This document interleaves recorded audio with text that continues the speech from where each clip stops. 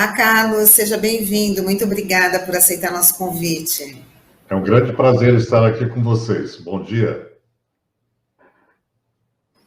Carlos, já vamos começar aqui perguntando a respeito da COP26, que vai ser um grande evento, que você está aí na organização, um evento que vai aí trazer os desafios, né, nas questões climáticas. Queria que você falasse aí para os nossos internautas, né, sobre esse evento, aí depois a gente segue aí falando da questão ambiental, da política ambiental. Bom, a COP26 é a 26ª Conferência do Clima, não é? Ela é uma das mais importantes que já ocorreram, porque ela acontece depois da derrocada do Donald Trump, né, que abandonou completamente a agenda climática. Então, o que nós temos hoje, na verdade, é um grande acordo internacional caminhando para tentar solucionar as questões referentes ao aquecimento global, com o empenho de um presidente americano que é mais progressista, o Joe Biden, mas nesse contexto, infelizmente, o Brasil, que era uma liderança, né, sempre foi uma liderança na área ambiental, desde 1992, da Rio 92, o Brasil ele se recusou em 2019 a sediar a Conferência do Clima, não é? E hoje nós temos uma situação onde o Brasil se mostra ausente, né? Isso é muito lastimável, porque o Brasil ele era dotado, nesse processo de diálogo com as grandes nações, o Brasil detinha o que nós chamávamos de soft power, da correção, né? O Brasil era um país correto do ponto de vista ambiental, até mesmo pela nossa grande riqueza, né, de biodiversidade, de natureza, Amazônia. Então, o que acabou acontecendo é que o Brasil passou a ser, nesse processo, não mais uma liderança, mas um pária, né? O pior exemplo internacional com relação à proteção do meio ambiente. Isso decorre do governo atual, né? Do governo Jair Bolsonaro, que não tem nenhuma sensibilidade para a área ambiental. Pelo contrário, né? Tem aí na sua base todos os setores que pretendem lucrar com a degradação da Amazônia, a mineração, setor de extração de madeira, pessoal do agronegócio menos progressista possível, né? Quer dizer, nós estamos aí numa situação realmente de inferioridade diante dessa conferência. Mas o que é importante é que a humanidade está avançando nesses acordos. Por outro lado, também nós estamos no pior momento, porque o relatório, o AR6, que é o relatório da conferência do IPCC, que é o conglomerado de cientistas, demonstra que nós temos um aquecimento muito acelerado, não é? E o Brasil, a área continental da América do Sul, onde nós estamos situados, ela já se encontra com 1,7 graus centígrados e chegará a 2 graus em média para 2030. Isso significa que todo o receio que era tido no Acordo de Paris para que a gente não chegasse a 1,5 graus, o Brasil já extrapolou isso, né? E a consequência disso é o que nós estamos vendo, é a crise hídrica, é a seca, não é? São as mudanças bruscas de temperatura, toda a sorte de desequilíbrios ambientais que vem ocorrendo. Carlos, bom dia, uma satisfação estar recebendo você aqui no nosso programa. Eu queria te perguntar a respeito da expectativa que você tem em relação à participação do Brasil nesse evento, que pela primeira vez a gente vai ter a participação do ministro Joaquim Álvaro Pereira Leite, né, desde a saída do Ricardo Salles. Você citou muito bem, né, o Brasil virou uma espécie de par internacional, né, quando o assunto é meio ambiente, e justamente num momento onde a gente completou recentemente 40 anos da criação da Política Nacional de Meio Ambiente, né, completou 40 anos essa legislação, que foi muito avançada na época, né, até depois de um vexame internacional que o Brasil deu, né, em Estocolmo, acho que 72, né, que o Brasil declarou que valia tudo pelo crescimento e tal. Eu queria que você falasse um pouco desse contexto, né, dos 40 anos, né, da Política Nacional de Meio Ambiente e dessa expectativa aí do país, né, como que ele deve ser representado aí, né, na COP26? Bom, então, começando lá de 1972, né? Quando ocorreu a primeira Conferência de Meio Ambiente Internacional, que agregou a maioria dos países, que foi sediada pelas Nações Unidas, em Estocolmo, em 1972, já havia um pensamento bastante progressista com relação à área ambiental, né? Havia um aumento da consciência pública nas Nações Unidas, nos diversos países que tinham essa preocupação, e, à época, o Brasil estava sob um regime militar. E o regime militar queria desenvolver o Brasil, queria, principalmente, instalar no Brasil refinarias, todo um setor pesado de indústria, né, que era um modelo que realmente ele poderia ser questionado do ponto de vista de modelo civilizatório, já naquela época. E o Brasil também, naquela época, praticava a ocupação da Amazônia, com a questão da Transamazônica, que foi uma chaga aberta no coração da Amazônia, e é de onde ramifica toda a ocupação que se dá, da devastação que ocorre por conta dessa abertura. Você cria um vetor de ocupação. E, nesse espírito, o Brasil foi para a Conferência de Estocolmo, dizendo claramente, eu conheci as pessoas que representaram o Brasil à época, e o discurso deles foi esse: olha, venham para o Brasil, poluam, o que nós queremos é progresso, né? Não importa que poluam aqui. Então, esse discurso ficou tão mal para o Brasil na época, que daí eles começaram a rever essa posição, né? E uma das consequências de rever essa posição foi a Lei da Política Nacional do Meio Ambiente, porque 3 países que tinham menos requisitos ambientais, menos qualidade ambiental do que o Brasil, em termos de florestas, já tinham leis específicas de meio ambiente. O Brasil não tinha nenhuma. Então, o Brasil acabou promulgando a Lei da Política Nacional do Meio Ambiente em 1981, que também deu origem ao Conselho Nacional do Meio Ambiente em pleno regime militar. Por que isso aconteceu? Porque você tinha uma série de pessoas abnegadas que foram convencendo o governo que era necessário que o Brasil se atualizasse nesse aspecto, e também o governo queria limpar a sua barra internacionalmente, porque a imagem do Brasil estava muito ruim. Então, foi nesse sentido que o Brasil avançou, naquela época do regime militar, até mesmo para desfazer a má imagem. O curioso é que hoje nós nos encontramos na mesma situação, não é? O Brasil, com todo esse potencial que tem ambiental e de tudo que protagonizou na área ambiental nas últimas décadas, principalmente as 2 últimas décadas, né? O Brasil agora vai à conferência de uma forma absolutamente desacreditada, não é? Com um ministro de Meio Ambiente que, na verdade, esteve sempre ligado ao setor do agronegócio, né? Então, o que nós temos hoje, e é muito claro isso, nós temos a captura da área ambiental brasileira por outros setoriais, né?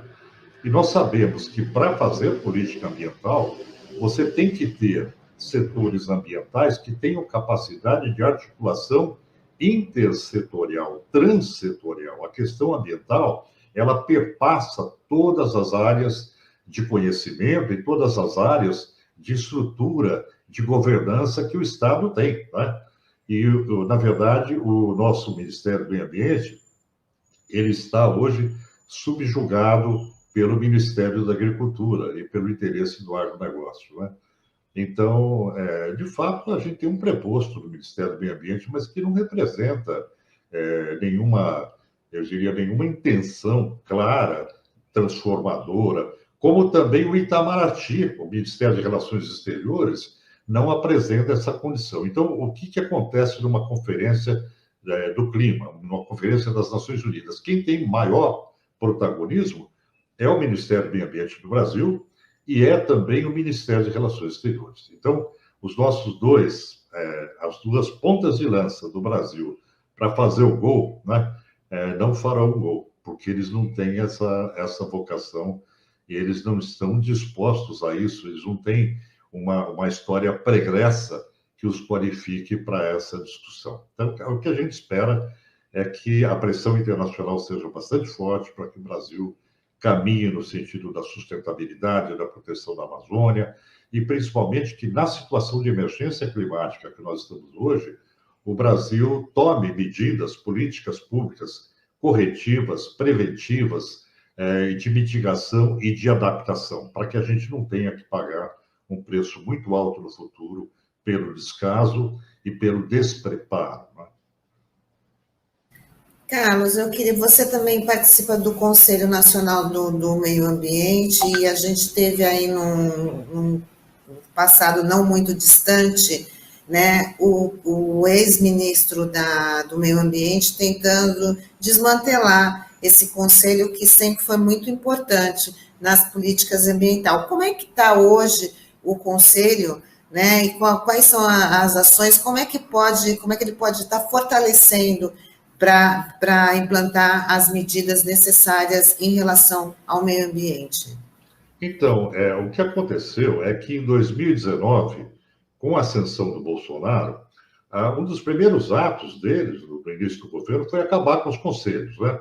Porque a gestão participativa ela é fundamental num país como o Brasil, e qualquer país, porque você tem um sistema de watchdog, de vigilância sobre o Estado, de transparência. Isso faz funcionar, faz com que as coisas funcionem, né? Infelizmente, com a cassação dos conselhos e a destruição desses espaços democráticos, aliás, eu não sou mais, justamente por isso que eu fui cassado pelo governo Bolsonaro, né? O meu mandato foi cassado, né? Mas nós ganhamos na Justiça do Supremo Tribunal Federal uma ação de proteção de direitos fundamentais, onde a democracia se enquadra, a gestão participativa se enquadra, e agora o governo federal ele está sendo instado a apresentar uma nova configuração para o CONAMA, porque, para se ter uma ideia, o CONAMA, o Conselho Nacional do Meio Ambiente, ele perdeu a representação da ciência, da SBPC, não é? Perdeu a representação dos povos tradicionais, dos indígenas, perdeu a representação dos trabalhadores, de vários setores da sociedade que são importantes do ponto de vista técnico, e perdeu a bancada ambientalista, que era regionalizada. Você tinha, das 5 regiões administrativas do Brasil, você tinha 2 representantes, e mais um representante que era eleito nacionalmente. A minha entidade, o PROAN, ocupava esse assento de representação nacional, né? E agora, os 4 representantes ambientalistas do CONAMA são eleitos por um bingo, né? É feito um sorteio entre 700 entidades que estão lá inscritas. Então, aí você imagine, porque quando você tem um processo eletivo, os membros do colegiado do ambientalista brasileiro, eles reconhecem entre os seus pares quem trabalha com política pública, quem tem habilidade para estar ocupando esses espaços, né? Infelizmente, isso eu vi acontecer, uma pequena entidade de um rincão do Brasil, bem intencionada, né, composta por pessoas que militam, mas não tem nem interesse em ocupar um assento no Conselho Nacional do Meio Ambiente, e, de repente, ela é sorteada num bingo. Então, eles fazem um sistema interessante, eles sorteiam mais de 100 entidades, e a primeira desiste, a segunda desiste, a terceira desiste, vão desistindo, até que, num certo ponto, eles completam os 4 assentos, em vez dos 11 que nós tínhamos, né? Então, isso é uma forma de desagregar, desarticular, de eliminar o processo de capacidade, não só da sociedade de indicar os seus representantes, mas também em termos de vocação, né? Porque quando alguém se propõe a fazer um trabalho no conselho, é porque tem qualificação para isso, está disposto a isso, né? Então, é inadmissível o que fizeram. A gente realmente perdeu esse espaço democrático, não só na área ambiental, também em outros conselhos, né? A área ambiental brasileira, ela realmente está jogada às traças hoje, em função da perda da democracia, né? Isso foi o grande problema que ocorreu. Carlos, eu queria te perguntar, como é que você avalia hoje a atuação dos nossos congressistas nessa área ambiental? Porque criou-se um mito nos últimos anos que talvez um político, um parlamentar que é de direita, que tem um perfil conservador, ele não está nem aí para o meio ambiente. Mas a gente tem um exemplo muito claro, por exemplo, aqui da nossa cidade aqui de Santos, que uma legislação lá de trás, do Gastone Rigg, né, o ex-deputado já falecido, garantiu a preservação das baleias jubartes, né, que estavam em extinção, e desde então a gente teve um aumento muito grande, né, da população de baleias jubartes aqui na nossa costa, enfim, né. E eu queria que você falasse como que você vê o Congresso Nacional. A gente também vê um certo negacionismo por parte dos atuais parlamentares nessa questão ambiental? Bom, eu acho que um Estado democrático como o Brasil vai funcionar bem com 3 elementos, né? O executivo, o legislativo e o judiciário. Se você não tiver uma perfeita capacidade de cada um desses elementos, que a tripartição de poderes é fundamental num processo democrático, você não consegue ter um projeto de país, né? E um projeto de sustentabilidade. Então, quando você não tem um governo federal, como nós não temos hoje, que esteja voltado à sustentabilidade, né, e a um modelo adequado, eu diria, moderno, de um Estado contemporâneo, não é? Você tem que sopesar isso com os outros poderes, que é o legislativo e o judiciário. O nosso legislativo, 30%, é composto por pessoas que detêm latifúndios na área rural, na área agrícola, né? Então, o que se tem dentro do Congresso hoje é um grande conflito de interesses, onde um grande número de representantes que lá estão defendem a causa própria, o que a gente chama de advocacia ou de gestão ad hoc, né? Que tem uma finalidade em si mesma, né? Não tem uma finalidade pública, de coisa pública, transforma os interesses pessoais como se fossem interesses de Estado, né? De uma política maior. Não é. Então, 30% do nosso Congresso Nacional tem essa característica de implicação com um setor específico, que é o agronegócio, e isso faz com que você tenha um grande conflito de interesses instalado. Por isso que a legislação ambiental é desmantelada com tanta facilidade. Por outro lado, você teve uma proximidade de um governo que não tem nenhum cuidado ambiental com o Centrão, não é? E aí acabou por desequilibrar completamente o Congresso Nacional na troca de benesses, né? No toma lá da cá, que é a velha política, e esses setores que não têm compromisso com a sustentabilidade, não têm compromisso com a cidadania, não têm compromisso com o projeto de nação, mas apenas com a sua carreira pessoal, política, de poder, de reeleição, etc., acabou fazendo com que o Conselho Nacional chegasse a um estado hoje de confiabilidade de aproximadamente 25%, né? Que é o que se retrata nas votações que se deram na lei do licenciamento ambiental, na lei da anistia, né, o PL da grilagem, dentro da Câmara Federal. Você percebe que são aproximadamente 300 votos anti-sustentabilidade e 100 votos pró-sustentabilidade, né? E isso é a configuração do nosso Congresso. Quer dizer, você tem uma situação de apenas 25% de confiabilidade. E a pergunta é, como é que nós fazemos para ter um Congresso Nacional que seja um poder, um dos poderes constituídos, que seja realmente independente e não advogue em causa própria, ou ad hoc, né? que é o termo para designar para o fim em si mesmo, para os seus, eu diria, objetivos egoísticos, não é? Que advoguem para a coisa pública, para um projeto de nação.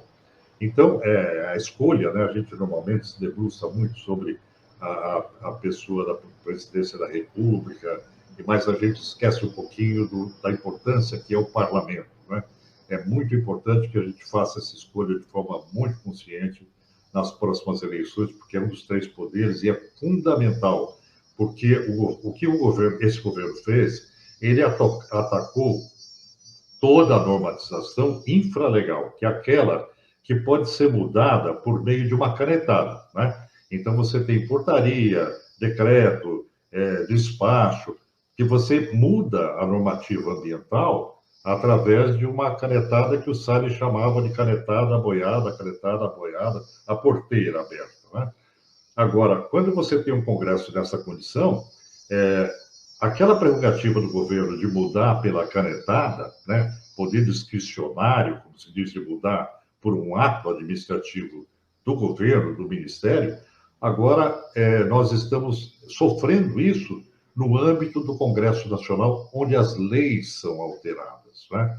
E aí, quando você me perguntou da Lei da Política Nacional do Meio Ambiente, o meu maior temor é que tentem mexer na Lei da Política Nacional do Meio Ambiente, né? Porque estão mexendo nas questões periféricas. Agora, se o Brasil perder o seu grande arcabouço, se ela for atacada, o Brasil perde completamente a credibilidade para exportar, né? O Brasil perde a capacidade de colocar produtos do exterior, porque já existe uma compreensão no exterior que o Brasil produz às custas da degradação ambiental. E aí você tem dois efeitos no mercado internacional. O primeiro é que o Brasil passa a ser um concorrente ilegal, porque não tem nenhum cuidado para produzir. Então, o seu produto é sempre feito no menor custo, e um custo feito na base, um custo baixo, porque ele se baseia na falta de cuidado com o meio ambiente. Então, isso eu diria, uma forma nada ética de você produzir. E a segunda questão é que, não havendo regularidade dos produtos brasileiros, das commodities, mesmo que você tenha algum produto que tenha regularidade, que seja produzido por um setor mais lúcido, ele acaba sendo estigmatizado também. E pior, qualquer setor que o Brasil protagonize, né, em termos de tratados internacionais ou de transações comerciais, como o Mercosul, questões com a Comunidade Europeia, acaba sendo prejudicado, porque a imagem brasileira ela ficou muito ruim. Isso prejudica a negociação brasileira, até mesmo para a compra de vacina, como nós vimos, né? Então, é muito importante que o Brasil ele reconstrua esse seu capital, que é a sua imagem, a imagem ética de um país sério, né? O Brasil estava construindo isso, infelizmente, nós perdemos, né?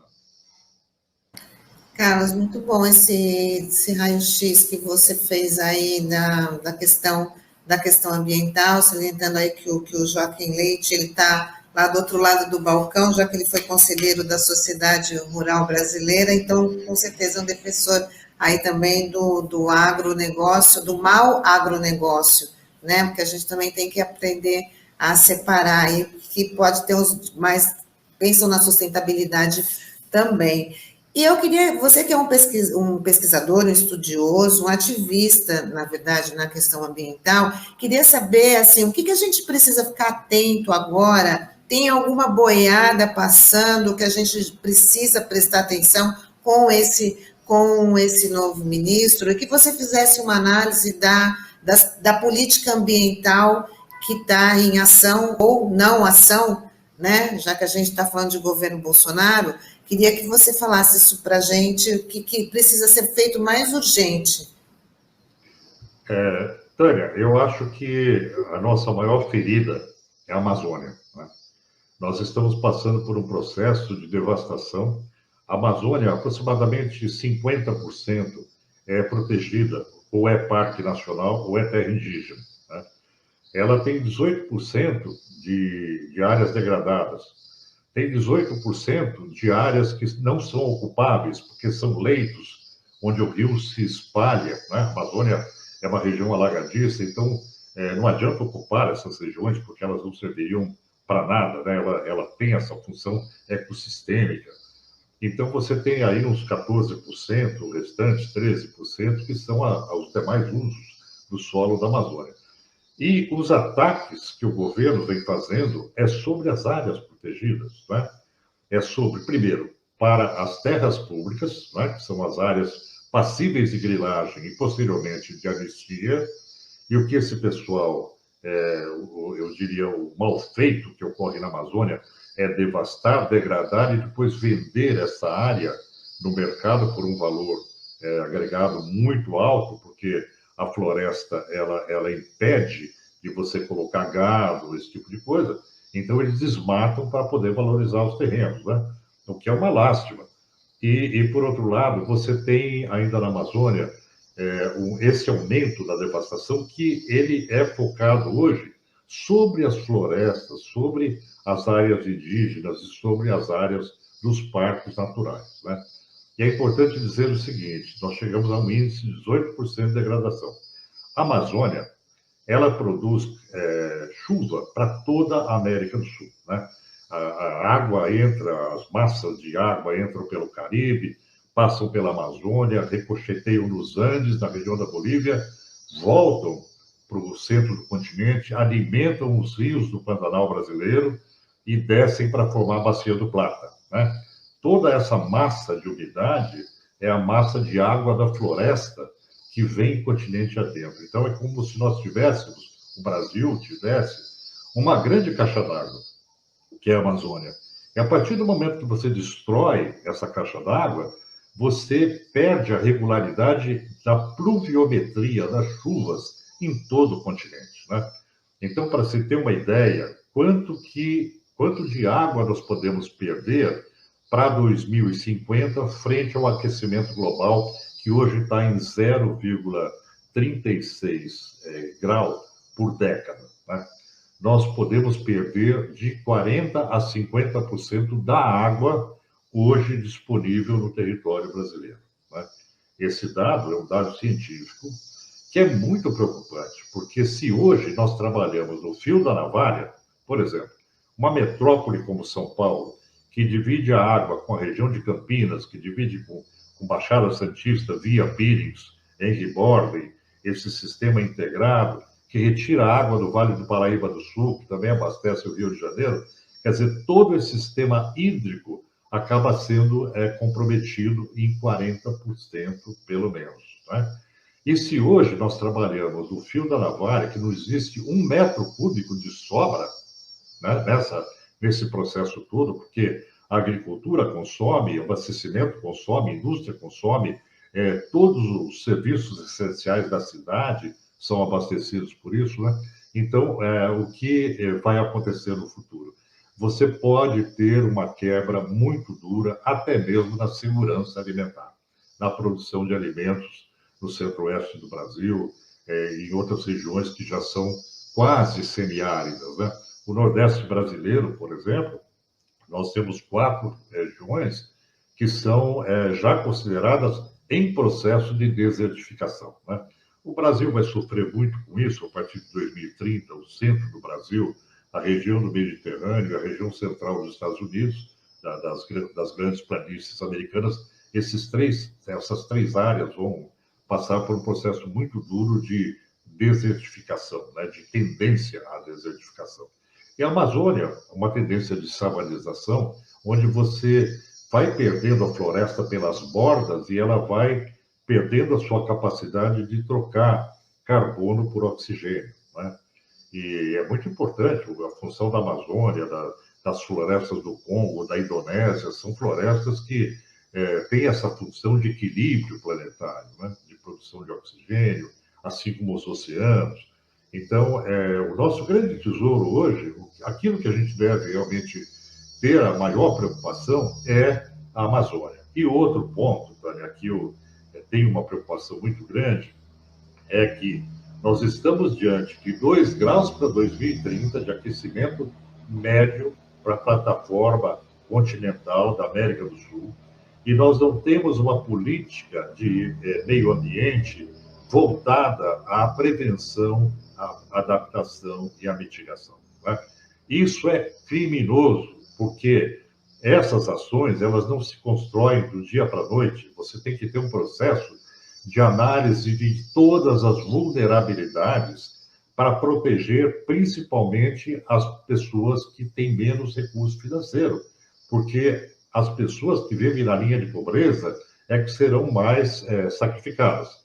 Habitações frágeis, encostas, áreas inundáveis, né? Áreas onde a maré pode penetrar. Vocês, na Baixada Santista, têm um grande trabalho a fazer, por exemplo, Ponta da Praia, algumas áreas da Baixada Santista vão ser duramente atingidas.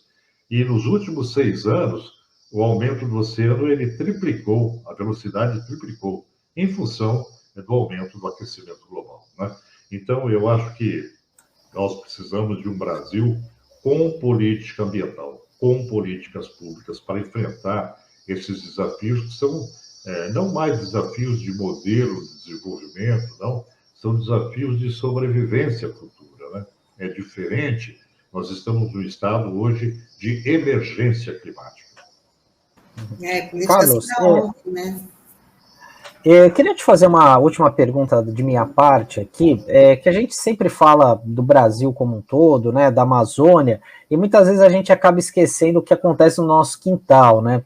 E eu queria que você falasse aqui sobre a situação do estado de São Paulo, né, porque a gente teve uma série de mudanças aí ao longo dos últimos anos, né, na Secretaria de Meio Ambiente do Estado. A impressão que passa é que houve um enfraquecimento também dos órgãos ambientais. A gente teve a extinção, né, de órgãos importantes, né, como Instituto Florestal, Instituto Geológico, Botânica, né, enfim. Como é que você vê essa situação do governo aqui de São Paulo? A gente realmente teve prejuízo, está tendo prejuízo com essa política aí que vem sendo adotada aí ao longo dos últimos anos? Olha, Sandro, eu posso dizer para você que o mesmo efeito que acontece na área federal acontece no estado de São Paulo, né? Nós estamos vivendo o mesmo drama de desmantelamento da área ambiental. Você sabe que Ricardo Salles foi secretário de Meio Ambiente do estado de São Paulo antes de chegar ao Ministério do Meio Ambiente. E na Secretaria de Estado, ele implementou uma série de medidas que continuam explodindo hoje, né?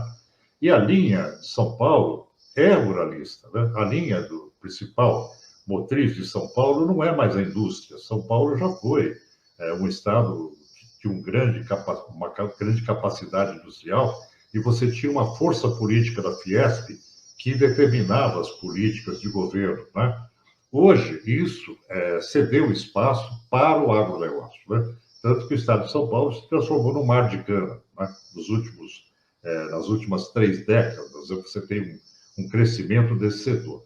E esse setor, ele é mandatário dentro do sistema ambiental paulista. Então, você tem o mesmo efeito na área federal. Você tem um desmantelamento da Secretaria de Meio Ambiente do Estado de São Paulo, que deixou de ser uma secretaria para ser uma subsecretaria da área de infraestrutura, né? Imagine, numa área de emergência climática, você ter uma Secretaria de Meio Ambiente subordinada à infraestrutura. Isso não existe, né? Em nenhum lugar do mundo. Você tem que ter a capacidade transsetorial de uma secretaria que impulsione o processo e jamais ficar subordinado à área de infraestrutura. Ela deve promover a infraestrutura da sustentabilidade, é diferente, né? Então, a extinção dos institutos Florestal, de Botânica e também o Instituto Geológico, que são institutos centenários, demonstram que o Estado de São Paulo desmantelou a sua estrutura de pesquisa em matéria ambiental, que é fundamental para formular a política estadual do meio ambiente e para formular essa reação necessária até mesmo para as mudanças climáticas.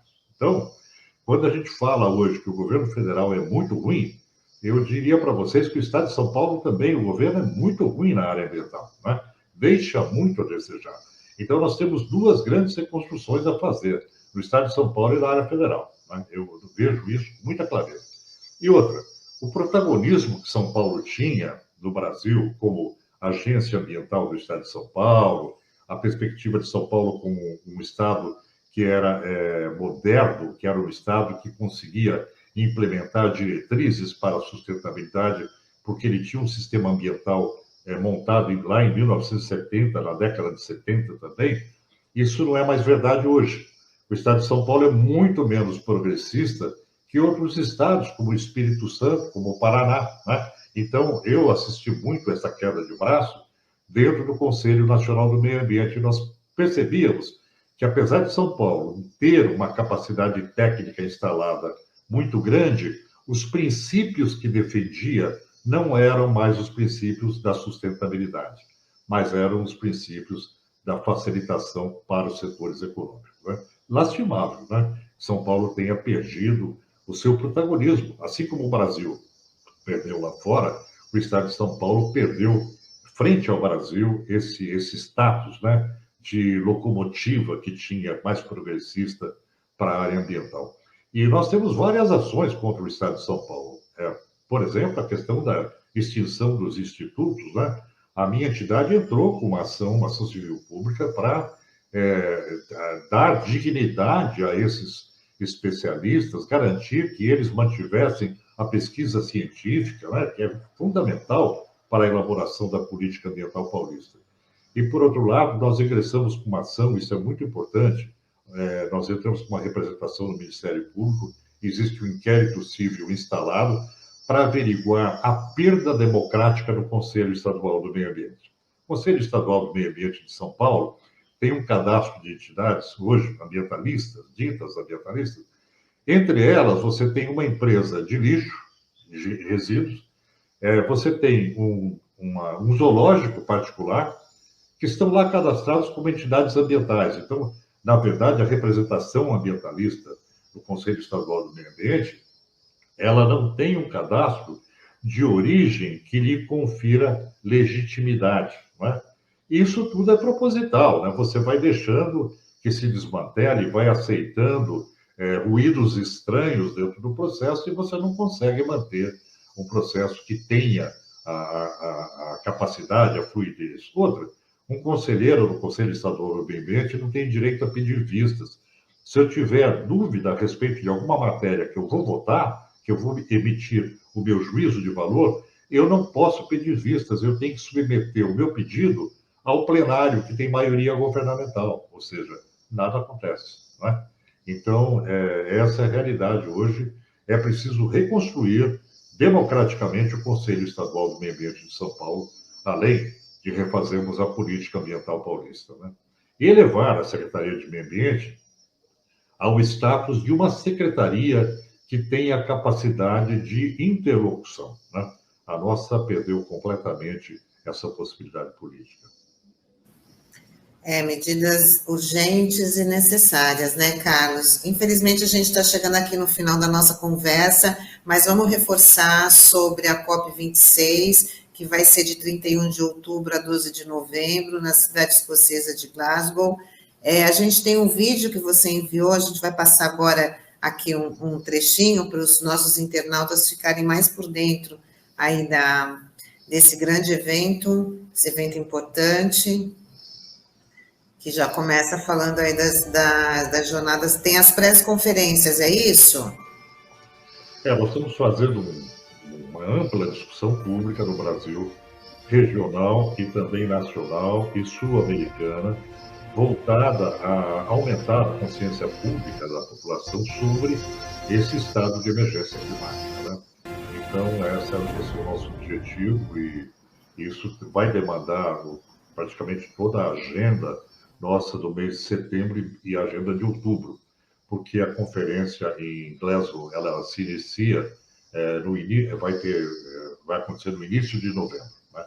Então, até lá, nós vamos aí trabalhando para aumentar a consciência sobre a importância que isso tem para o Brasil, né? Para a sobrevivência da nossa sociedade e principalmente para a proteção das populações mais vulneráveis. Tá bom, Carlos. Então, muito obrigada pela sua participação. Tá? E aí, tem alguma página que as pessoas podem acessar para ficar mais por dentro aí da COP26? Nós sempre colocamos as notícias, estão na página do programa, que é www.proam.org.br. Ok. A gente também já vai poder colocar na nossa página, né? Então, eu queria agradecer a sua participação por ter trazido explicações muito importantes sobre a questão ambiental, questões que precisam tomar atitudes urgentes, né? Porque o problema já tem que ser resolvido ontem, né, Carlos? Nós temos um passivo muito grande institucional ambiental, né? Temos que caminhar muito rápido agora, porque no estado de emergência você precisa de ações ágeis, né? Imediatas. Precisamos começar ontem. Essa é a nossa realidade. Tá bom, Carlos, muito obrigada. Uma ótima semana para você e até uma próxima oportunidade, tá bom? Eu que agradeço. Bom dia.